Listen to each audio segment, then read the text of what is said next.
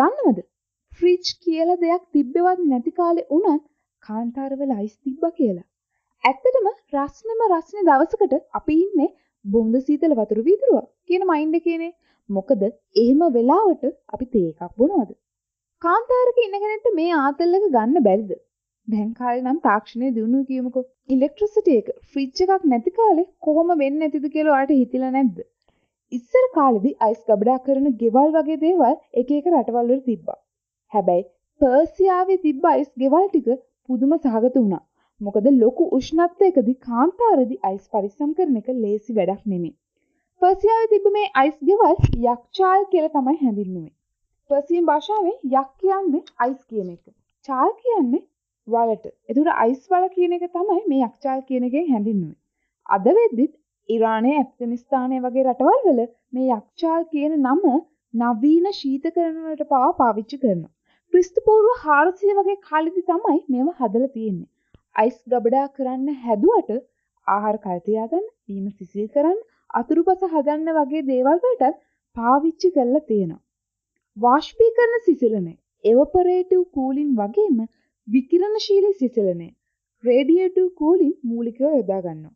සාපේක්ෂ වගේම නිරපේක්ෂ ආර්ද්‍රතාවය අඩු වෙන එක මේකට උදව්වක්.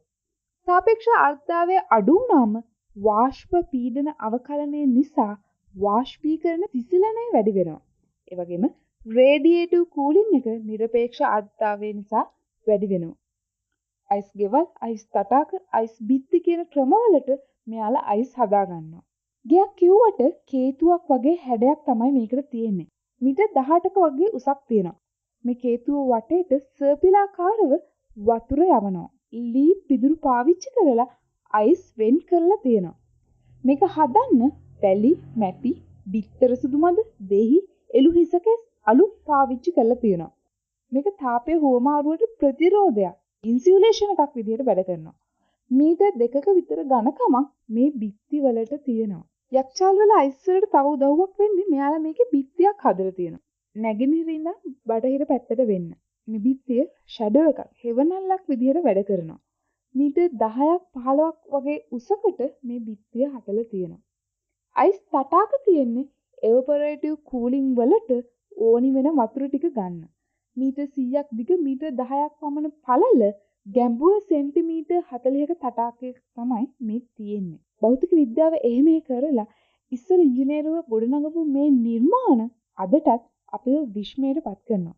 ඉතින් අපි ඒව බලබලා පුදුම වෙවි ඉමු.